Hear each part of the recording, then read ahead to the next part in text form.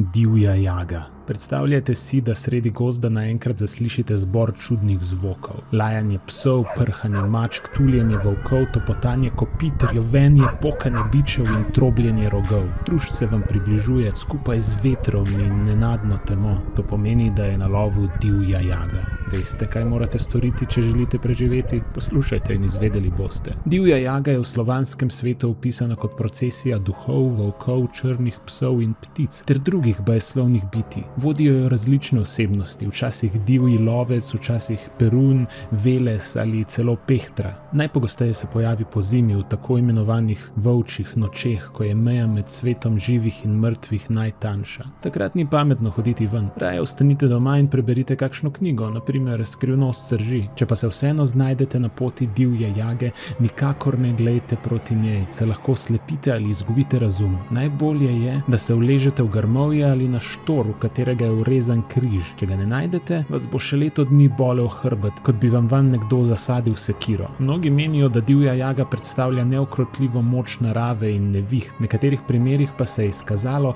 da je šlo za zgodnja srečanja z avtomobili, ki jih ljudje še niso dobro poznali. Povejte torej, ste že kdaj srečali divjo jago? Za konec prisluhnite pesmi skupine Zarja, ki nosi naslov Divja jaga. Če vas zanima še več, pa všečkajte, delite in mi sledite. Daljavi grmine drevesi, razvija in ljubi divja jaga.